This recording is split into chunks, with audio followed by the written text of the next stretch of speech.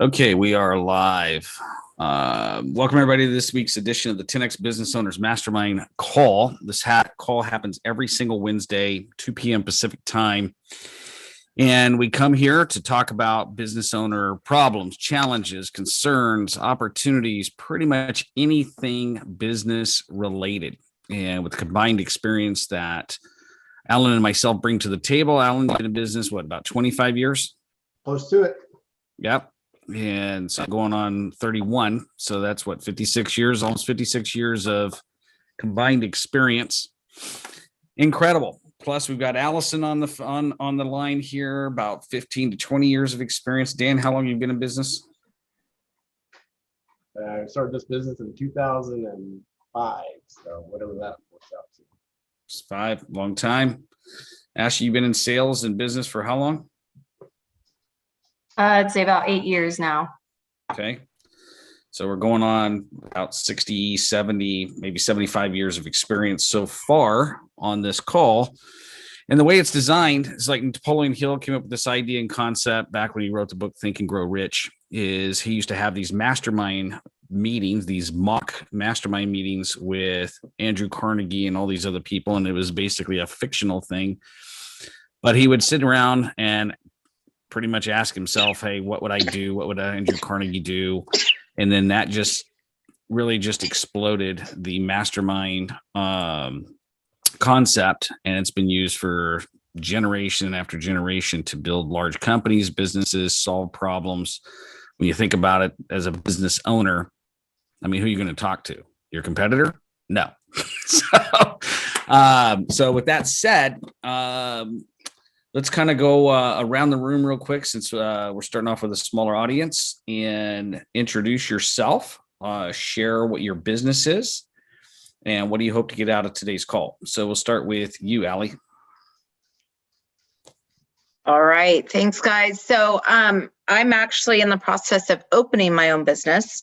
I am going to be getting into the virtual assistant market. There is a lot of businesses out there, a lot of business owners that seem to have a lot of jobs that they just don't like to do. They kind of push to the bottom of their pile until it gets to the point where they have to do it. And with being in sales and marketing for the past 15 years, those are things that I'm kind of not afraid to do, is, go out there, make cold calls, follow up on leads, whatever it is that maybe a business owner might have or might need. That's where I would like to step in and be a support to that. So I will be looking at acquiring other people who need the help in looking for a job. And so I think it's a really good opportunity for some people that are like Ashley, who maybe want to stay home and work from home if they have young kids. And so just a lot of really good opportunities. So I come to this looking to learn and also share my own experiences. Awesome. Thank you. Alan. I blanked out a minute there. John, did you call on me? I'm sorry. I did. Okay, very good. So I am Alan Woody Reeves. I own Mouse Calls Technology Solutions, started in 1998. We provide outsourced IT solutions to small businesses, nonprofits, and have a consumer division. I also own Luminosity, which provides value-added services for other organizations to take to their customers. Awesome. Dan Knapp. My name is Dan Knapp.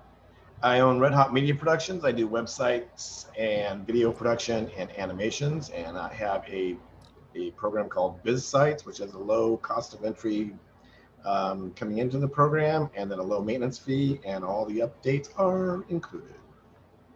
Awesome. Ashley. Hello, my name is Ashley. I work with ADP, as you heard it, probably everyone has, for payroll. So I'm a small business specialist for small business, 1 to 50 employees. We assist everything from hiring to firing or retiring. So really, we're that backbone to help drive business success, especially that since we pay out 1 in 5 Americans, we have the data and analytics to show for that.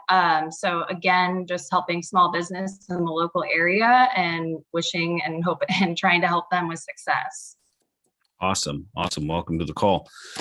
And of course, for those of you that don't know who I am, John Pyron, the business doctor. My passion, heart, and soul is building companies. So I work with companies that are in startup mode all the way up to $5 million a year in revenue. I only work with 12 clients at one time, which means I solve about 15 business problems a week. Times that by 52 weeks, times that by almost 10 years now. A lot of experience there. So I have a lot of fun solving business problems. The main thing I love about this type of call is that's my juice. I love to solve problems. So bring your biggest business problem. If you're listening to this recording, if you're on the podcast, show up to the live call and bring your biggest business problem or challenge and allow us to help you. So with that said, Alan, what is probably the biggest business problem that you've ran across in your client base over the last 2 weeks? That's a 2-word answer, and it's easy. Willful ignorance. I love it. I had a meeting, an hour-long meeting with a new chamber president here in the Nashville area earlier today. It was marvelous. And basically, I described to her the fact that within walking distance of us are 4 different small healthcare providers that have Gmail or Comcast addresses on their printed material and business cards, which is a HIPAA compliance violation. And they're advertising to their patients that we don't care about your privacy. Now, granted, 99% of people that visit these establishments or our patients won't know this. But you are a healthcare provider billing Medicare and insurance companies. You are bound by federal law every bit as much as everybody on this call has to pay taxes. But because it's technology, they put their head in the sand, or they want to look the other way, or it's maybe 3 people that run this practice and they have it in their head that this is going to be $15,000 a month because that's what hospitals do. And it's just not like that at all. And, we can educate people all day long. We can secure them. We can put in place an infrastructure that keeps them safe and compliant and frankly, even insured. But if you don't want to listen to it, or if you're hostile to the idea out of the gate because you have preconceived ideas, you will never move forward, and you'll continue to keep your head in the sand until something really, really, really bad happens. So yeah. There you go. That in a nutshell, willful ignorance. Yeah, I mean, it's it's like the call I made this morning. One of the things I do with my clients from time to time is they'll come to me with opportunities that they want me to follow up with, for them and have that initial conversation, maybe even take the entire process through to close. And so, a client of mine sent me an opportunity in another market. So finally got a hold of the owner. And come to find out, the vendor that we're looking, the type of business that we want to go into and do with this client, they've had a vendor in there for well over 20 years. And so, it's 2 different companies, been using the same provider of services for 20 years. And I just told him, and so I was representing Mouse Calls. Alan's a client of mine. And so, right away, if I was a rookie, if I was just getting started in sales, I'd been like, oh, well, man, it's a 20-year relationship. It's kind of hard to unseat a 20-year relationship. The guy, who knows? The guy probably goes to his church, probably watches his kids. Who knows what the relationship is? But you always got to look at the bigger picture and the bigger opportunities. So I just had a conversation with the guy, business owner to business owner, and just said, hey, I'm not a computer engineer. Are you a computer engineer? No. When's the last time you actually had a second opinion about your IT network and infrastructure? And he says, well, never. And I go, well, here's what I'd be willing to do. Well, actually, let me back up. So the opportunity came, the guy's paying he's like, man, I'm paying $200 a month. Right now, I want you to pay attention to what I'm about to say, because most people would walk away from this opportunity. I'm paying $200 a month on my internet bill, and just gotta be a better solution. I'm like, you know what? The guy could have came and said, Alan could have came to me and said, hey, the guy has a problem with the mouse pad he's using, and he's looking for a different type of mouse pad. Okay. The guy could have came to me and said, hey, man, do you know of anybody? My microwave oven is broken in my office, and do you know of anybody? I don't care. Here's the business principle. Whatever it takes for me to get my foot in the door is what I'm looking for. Okay. Whatever it's going to take to get my foot in that door, because he's the right prospect. And so I called him up on the internet thing. And he said, yeah, man.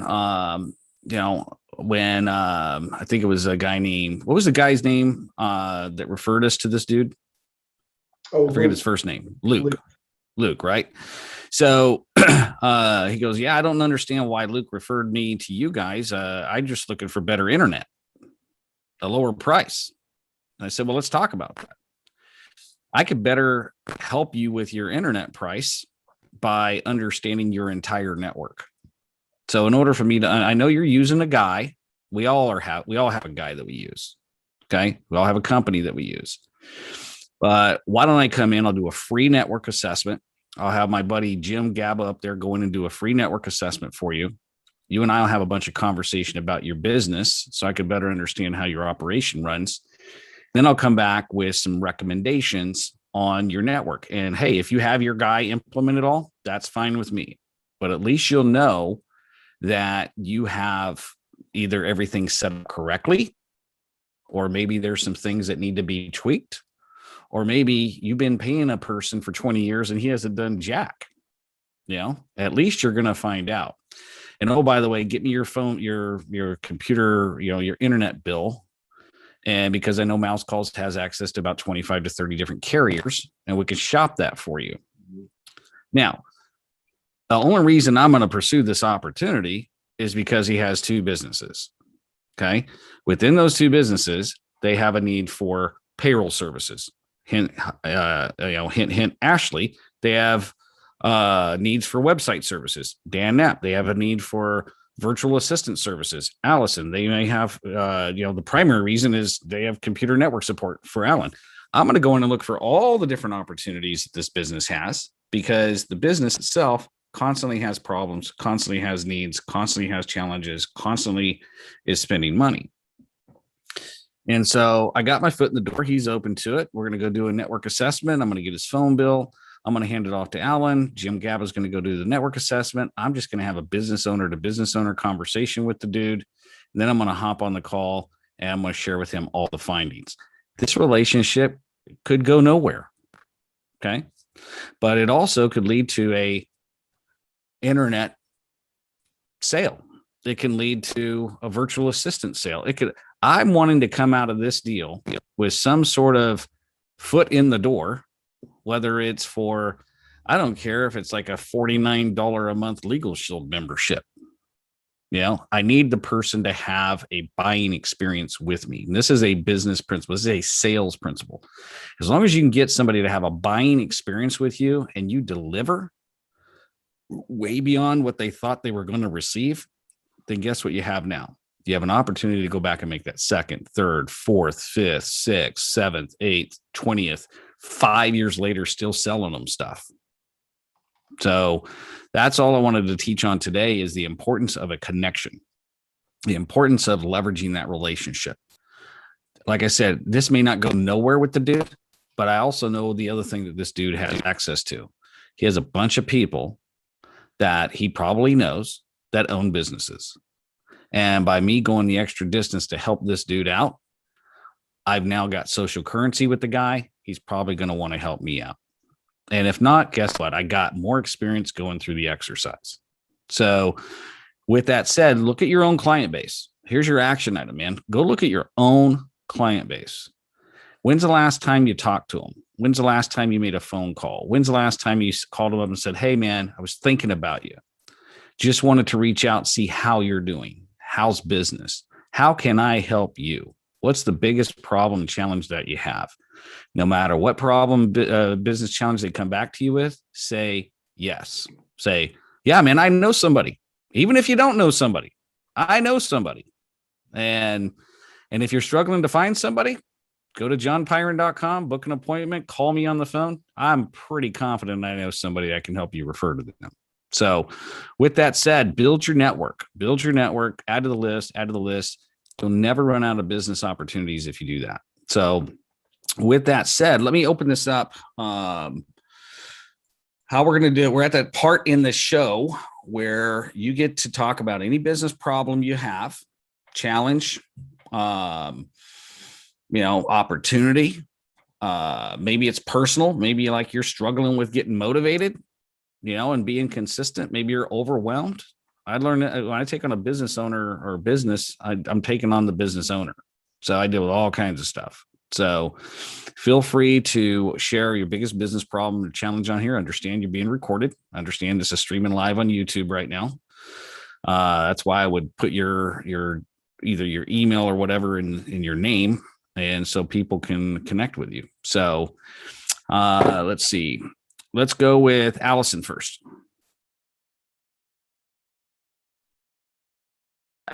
Okay, there we go. So let's see, some struggles that I've heard from talking to other business owners, again, is people are still struggling with, I think, finding good help. Trying to get, I've overheard conversations of, people out there trying to find a good person to come work for them. But the thing that you're running into is you're going to have to try to steal somebody who's already working versus somebody who's at home. So what are some tools and recommendations that you guys suggest to start when you're out there going to trying to find somebody to come work for you? When you're trying to steal somebody, basically, then trying to find somebody who's just sitting there, waiting for a job opportunity. Sounds like a conversation I had an hour and a half ago that you were listening to. Hey, so who wants to help Allison out real quick? Who's got some suggestions, recommendations, questions for Allison? Raise your hand or unmute yourself and just start talking. No one. All right. So I'll take it. And so I had a client conversation this morning, exactly what you're talking about, 12 employees. And it's like just the difficulty of finding talent right now is incredible. And so I gave a strategy to another client about a week and a half ago, and it turned out to be super duper successful. And just let you know where the market is right now and the changes that are in the market. The people you're probably wanting to hire are probably not unemployed.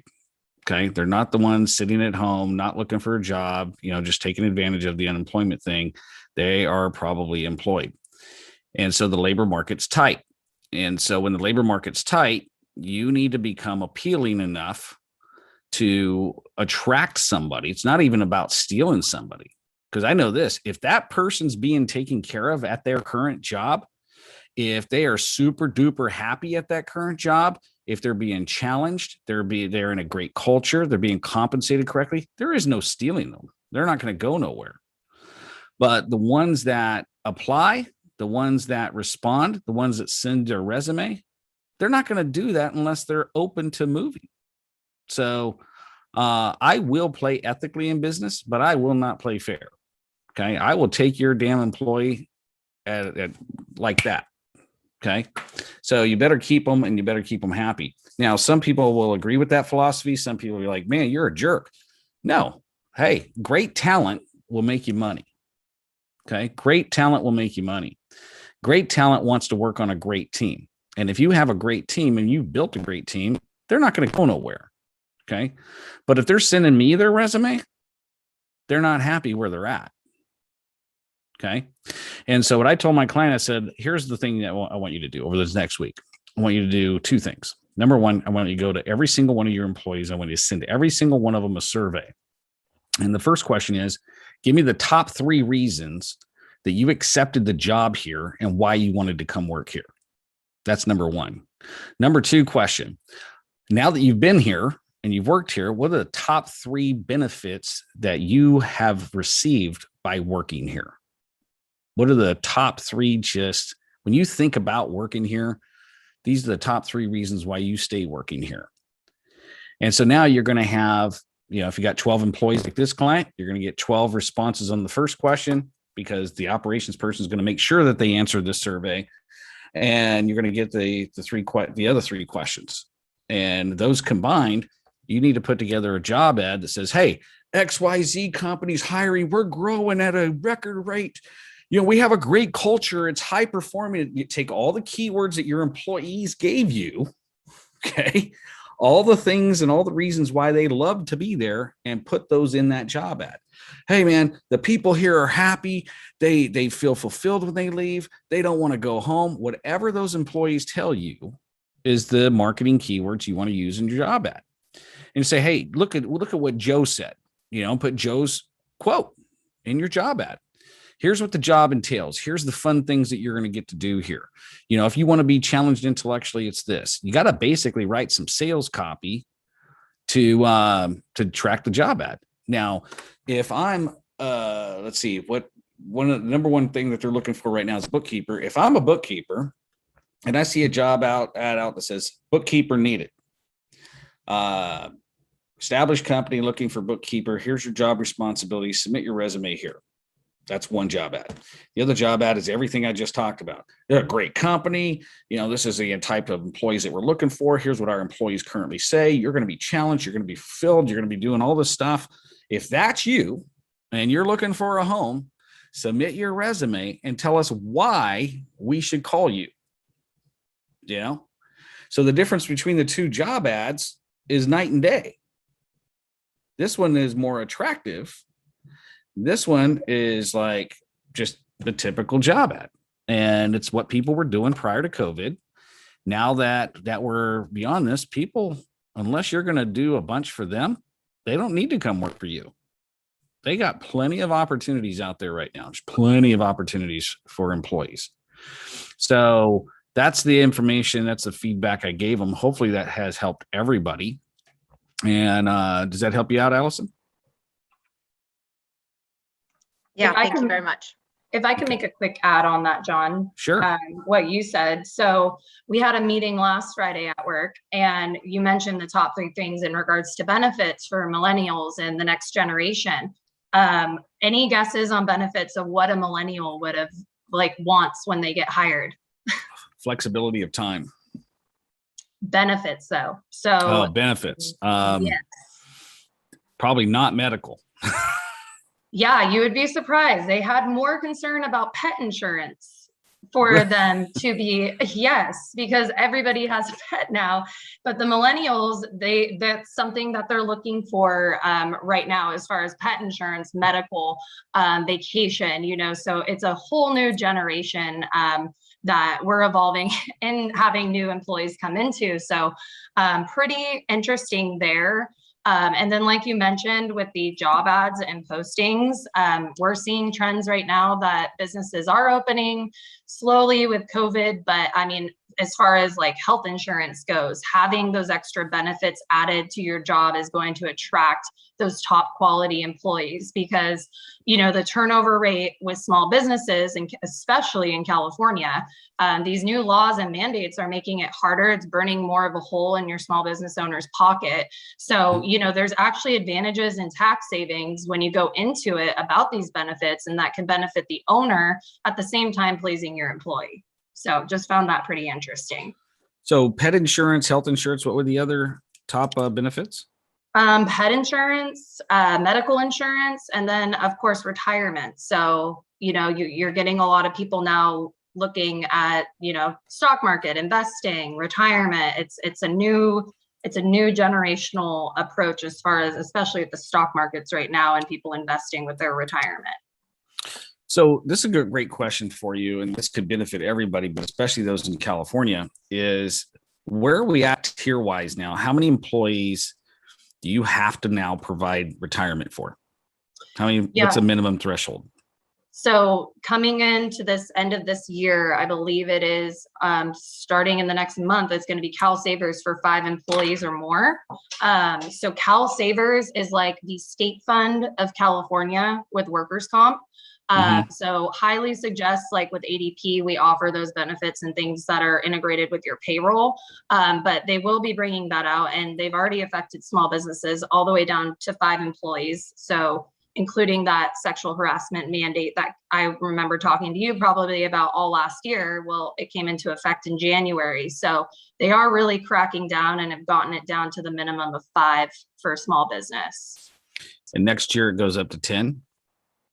My worry is it could go lower. So at first they had it at the 50 threshold. Oh, that's and then right. It went down to the 10. So now we're at 5. But then again, there's more laws and things in place to satisfy employees and how business needs to be ran. So it goes on forever. Okay. So, and this starts January 1, right? January, as of January. I mean, not January 1, July 1st. Correct. And I will give a confirmation on the exact date, since I'm not a licensed 401k specialist, but I do have a partner that I work closely with our CPAs and banks. Yeah. So if you're a business owner in California, and this doesn't matter where you're at. I mean, you can be in Nashville, you can be wherever. Don't learn the hard way. If you mess around with employee benefits or you don't do things right as it comes to employees, you will get sued. Okay. A client of mine going through a lawsuit right now. They're looking for a settlement of $145,000. Okay. And a lot of it's bogus, but California, there's a law that says, hey, if I request my employee file and you don't give it to me in 30 days, that's actually a state fine and some damages to the employee, whether they're employed with you or not. And so what I would tell people is, like, bring in somebody like Ashley in June of every year or December of every year minimum, especially if you live in California, because it's January 1 and July 1st is when they implement all this, all these BS laws. It's reality.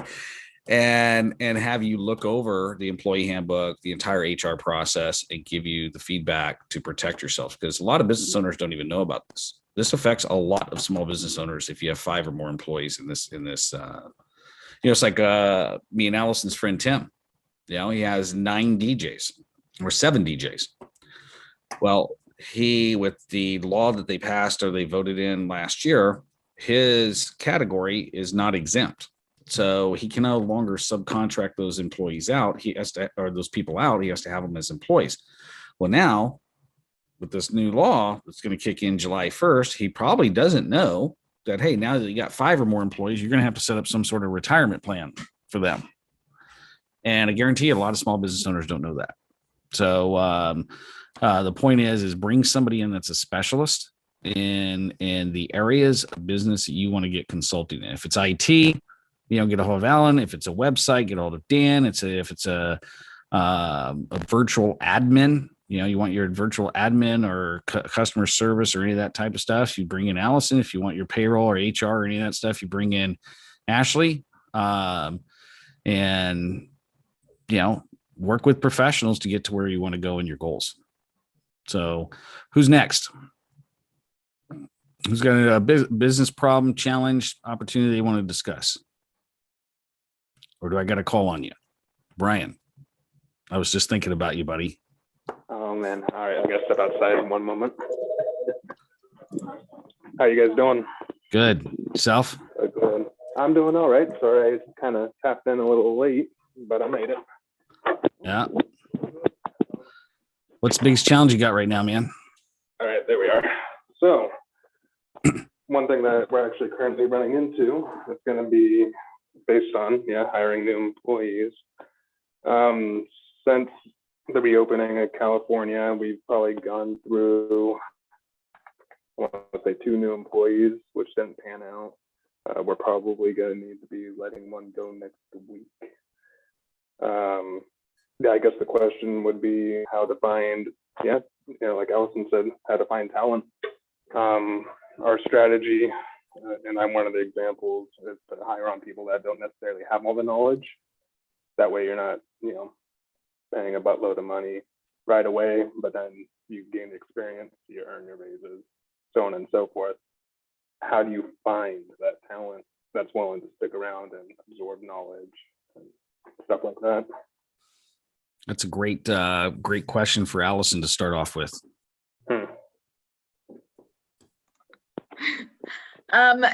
So what I've done, or what I've suggested people doing is, and I think you were on a call that we talked about this before, there's a lot of high school programs. We're talking to somebody about doing video, doing social media marketing, things like that. So I'll use that as an example. There's a lot of high school students out there who are getting into the media side of business and want to learn that type of knowledge or job as they get older. And so I've always said to look for somebody who's willing to learn, especially when you go into the summer. You have kids out there that are looking for jobs. You have kids, you have young college students who are looking for jobs, I'm sure. And so to go to those schools, kind of use it as your platform to find talent out there that, you have people that are looking to get into the industry or in industry. And so they're kind of open to that training. And so to team up with some of the local high schools, some of the local colleges, to kind of, see who's interested in learning whatever, job it is that you're willing to teach them.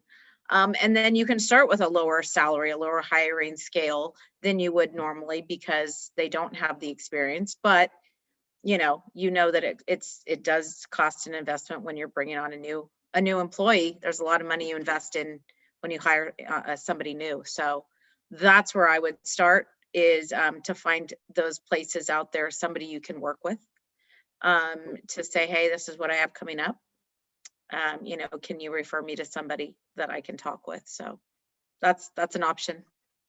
Okay. Well, no, that's Awesome. And to piggyback on that, a lot of people don't know this, and this is an actual federal program. So this applies even to Tennessee and pretty much anywhere in the country. Is you can go to any local college and let's just say you're looking for a marketing professional, or you're looking for a business development professional, or whatever it is you're looking for.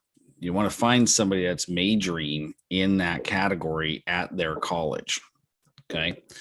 And go to the college and say, hey, I'm looking for somebody to have as an intern, a paid intern, and they'll give you candidates. Then you run them through an assessment. Their behaviors, their motivators, their driving forces, their competence. It's something that definitely Allison can help anybody out on this call or listen to the recording with. So you have about a 93% accuracy of the person. Then you want to interview them. And, if anybody wants, I have a whole process for hiring people. I'll just give everybody for free. And it has all these in step-by-step with the interview questions and everything. So, but you ask those questions, you walk them through this process. And if you decide to hire them from that college, then it's a paperwork process. That college will reimburse you as an employer 50%. That's 50% of the entire cost of that employee for the first 6 months. Okay. Now let me repeat that. If you hire an intern from any college in this country, okay, there's a federal program that will allow you to submit paperwork to get reimbursed for 50% of that employee's salary, taxes, everything. Okay. And so you can get somebody for $20 an hour and it's only going to cost you 10. You can get somebody for $15 an hour. It's only going to cost you $7.50. So it's a great program. I have several clients of mine that have done it successfully. One is now at 24 employees in the Bay Area. The other one's at 12 here in Sacramento. The other one is now they just hired their 7th person using this program. Saved them a boatload of money. They got great talent. They're bringing on people that don't have bad habits from past companies, and they're able to groom these people from scratch. And so Hope that's been helpful. If you want information about that, send me your name, first name, last name, and email address to 916-741-0596. So 916-741-0596. I'll send you the whole hiring packet stuff. And then connect with Ashley as well, because they got programs there as well. Does that answer your question, Brian? Does anybody else have any feedback for Brian? Nope. Brian, are you local in California? Yeah, I work for a company called Employers First Choice out in Citrus Heights. Okay. Just locally, I know San Juan High School has a program too. That's local. And I just had a client, and the federal, it's kind of, I don't know the logistics of it, but San Juan has like a specified program for it too. Fantastic. Hey, thank you. Mm-hmm. Awesome. Does this apply just to high school, or is it like community colleges? Colleges. It's a question for Ashley, right? So the San Juan Unified School District is high school. So I believe, and please don't quote me on it, but from what my client had said, she's 100% reimbursed through high school. And that's through the San Juan Unified School District. So it didn't make sense for us to put her on payroll at the time. But that employee is graduating. So in the next month, we're going to review, and, she's going to need to hire on. That's huge. Yeah, it's really cool. I mean, it was a no-brainer. I mean, I'm not going to sign her up on payroll if it's not needed, because that's a huge expense. Yeah. I wonder if other high school districts do the same thing. That's the first one I've heard. Yeah. Let me talk to my virtual assistant, and I'll have her look into that. Oh, wait, she's on the call. Hey, can you look into that for me?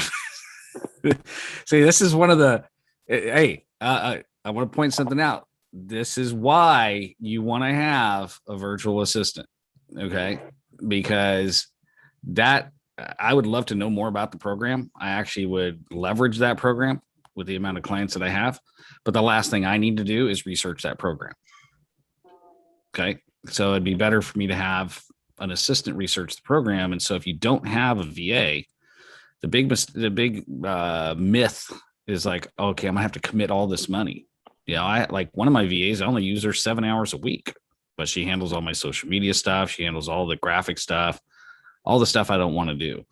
So as you're building your company, and as you get to the different levels in your company, there's going to be times where you have enough revenue where you're like, I need to do that anymore at all, and you start delegating that stuff. And so that way you're more freed up to do the things that you want to do. It's like my client up in Reading just got back from being gone for 2 weeks in vacation. And we designed the whole situation while she was gone. She wasn't going to check in. She wasn't going to be, she wasn't going to be bothered at all. So we can see, can this operation run without you? And conversation I had with her this morning is like, you know what? I think I got a call from my operations person twice to just vent.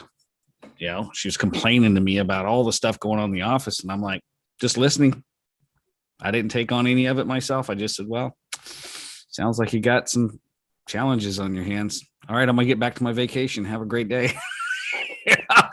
And so she came back. She's like, the company ran without me. I go, good. She goes, well, I'm going to move my office downstairs now because I don't need to be involved in the fray anymore. I'm like, yeah, that's it. That's where you want to get to. Thing running without you, man.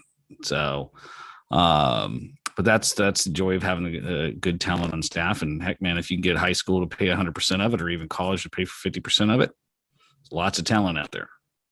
Okay. Any other feedback on this particular subject? Okay. Let's open it up to Ashley. Anything you want to go over? Any challenge, problem, issue, concern, opportunity you want to mastermind on? Yeah. So you guys don't know, but I just had a little girl in August. So I returned in January. And so I kind of skipped all the COVID craziness that was going on and got at the end of it. So right now I would say a challenge, because my business owners are my clients. Right now, the challenge is businesses are just trying to stay afloat in their mind with everything going on.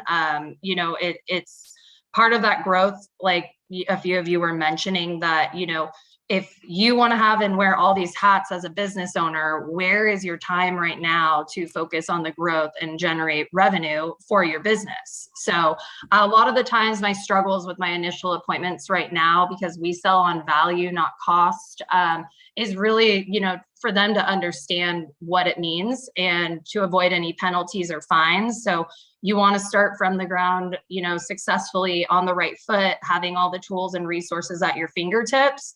And, so my issue now, I would say, is a few of those clients that I had before I left, I'm getting phone calls now in January 2021 because they don't have the mandated sexual harassment.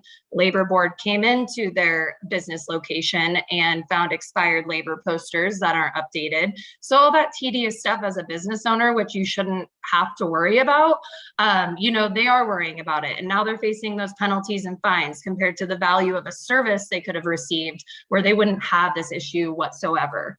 One interesting thing, I spoke with one of my CPAs who's a big influencer, trying to take a look at my notes, is there's a new lawsuit coming out that even if it's a couple cents, 63 cents, that you mispay your employee. And again, with California and other, it's actually federal now.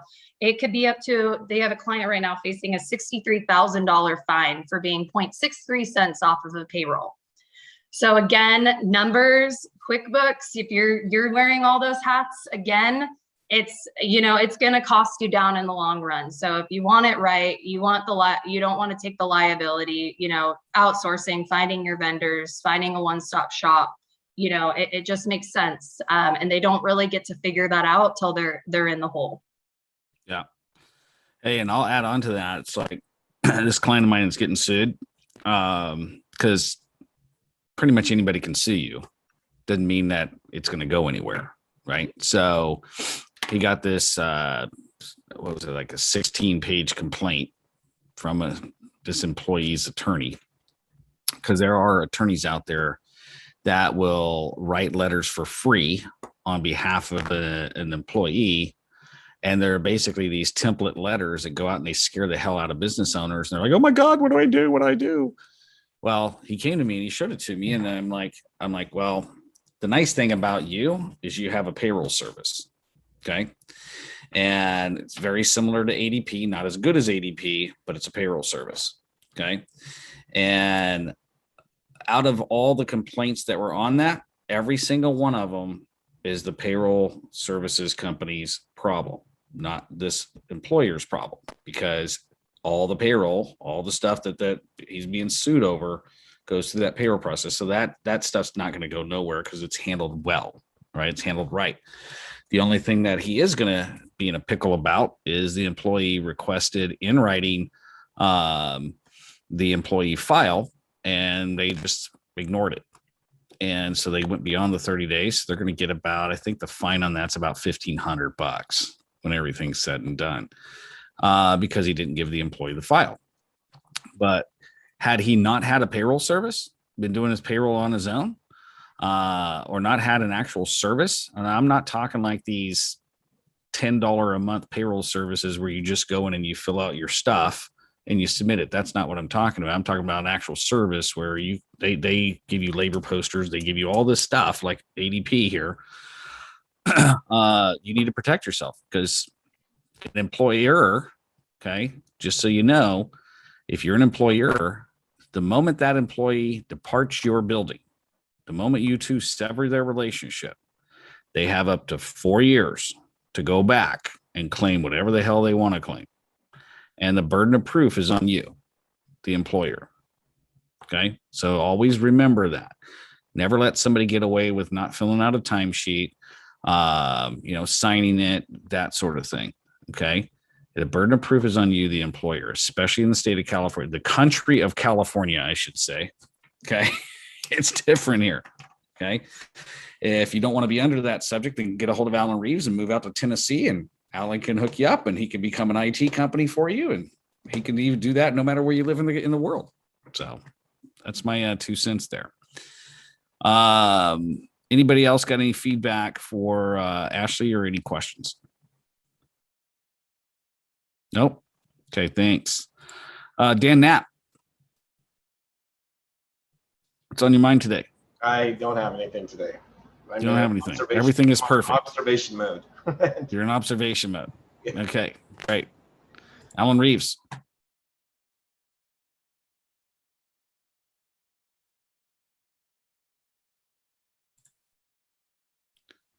No, thank you. My mouse quit working. This is just a comedy of errors for me today. I'm sorry about that.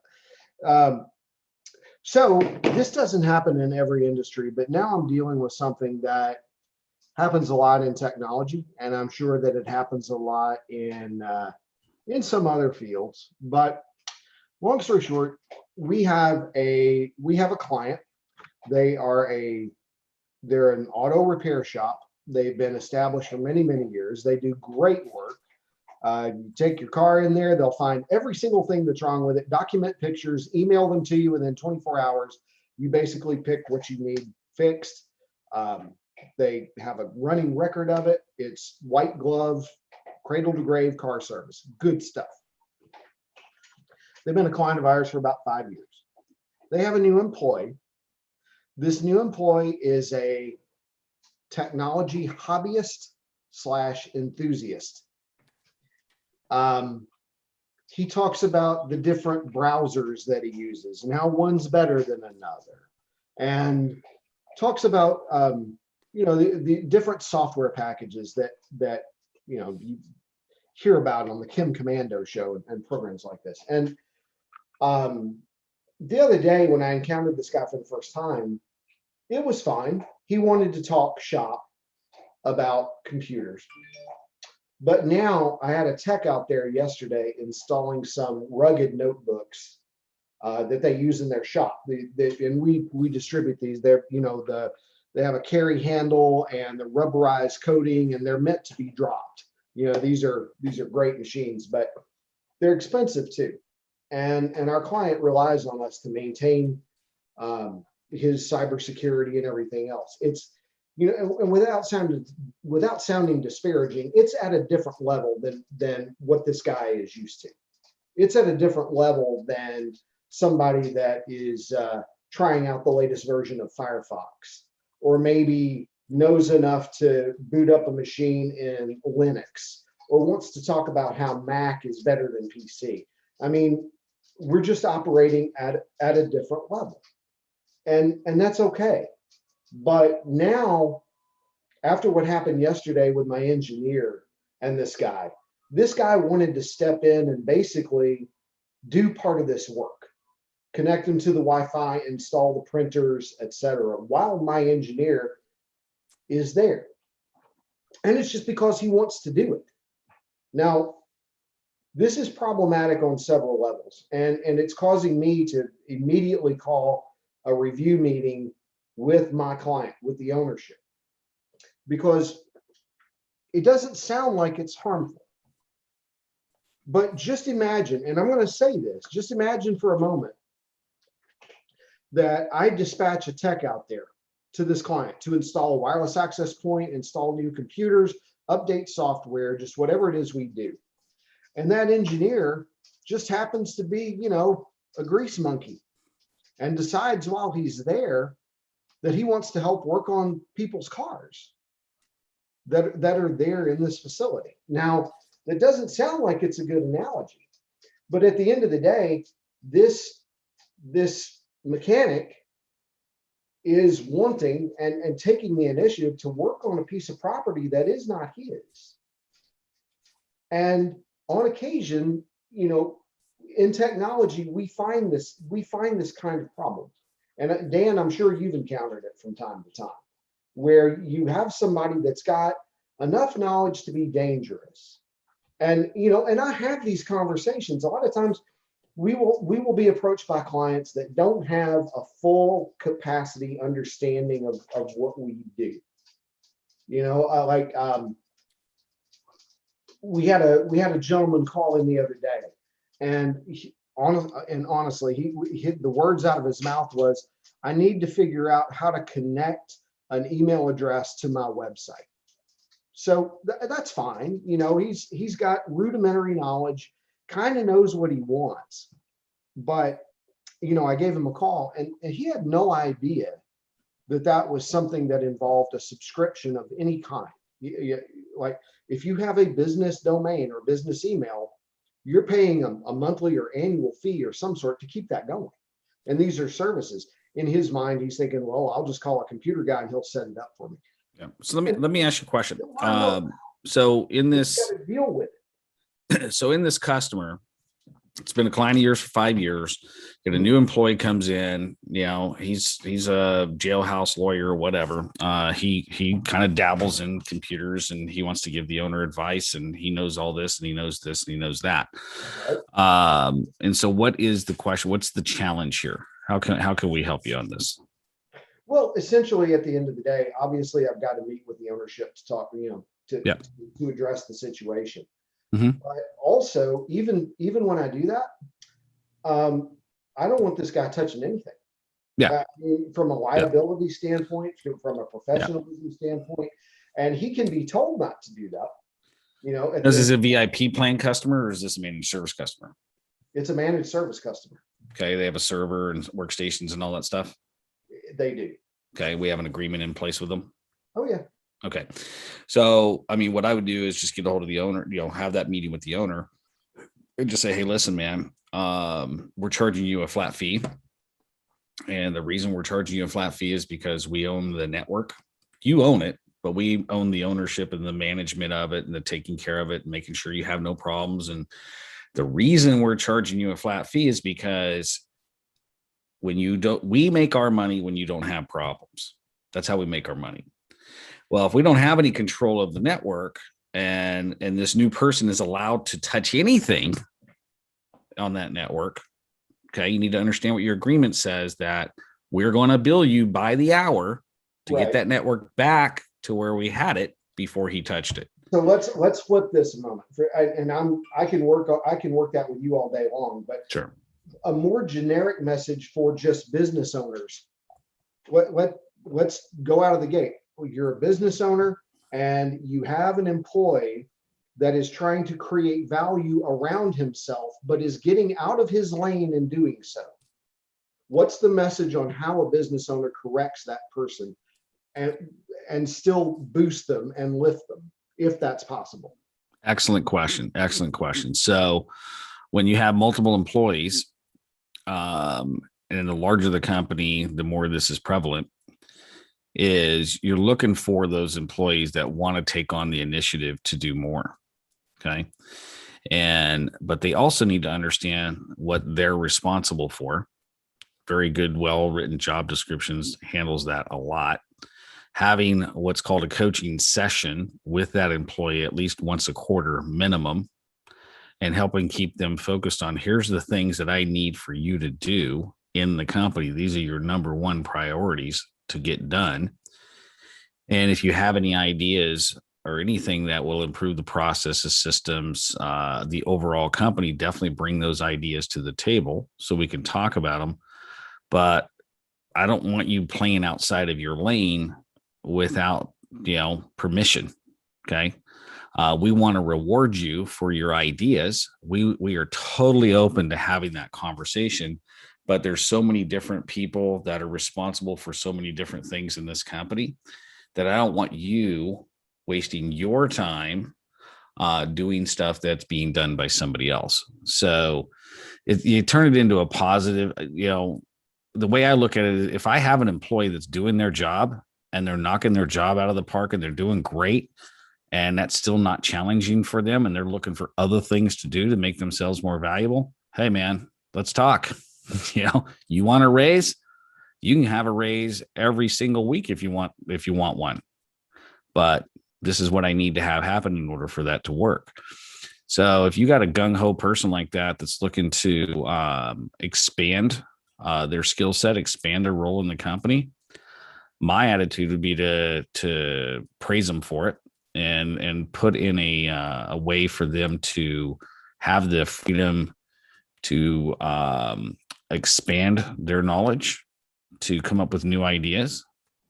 And maybe you create an internal mastermind group with 2 or 3 employees where they can mastermind on these problems. And, you, the owner, they bring to you what they have spent time masterminding on. Okay. Never be afraid of of employees being smarter than you, okay, or your managers or anything else. You want to surround yourself as a business owner with people that are excellent and greater at their role than you are. That's how you grow and that's how you scale. Does that make sense? Completely. Okay. Anybody else? Actually, we're kind of out of time, but real quick, anybody else got any other feedback for Alan on this issue? Nope. Okay.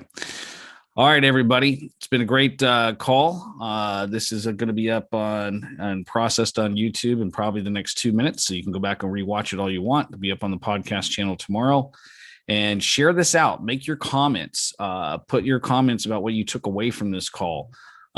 Share it on your news feed, your LinkedIn, your social networks. Help us grow this audience. And if there's ever anything that I or Alan or anybody on this call could do for you, just get a hold of them directly. You can go to my website at johnpyron.com, and there's all kinds of resources up there for you. So go out and make it a great week.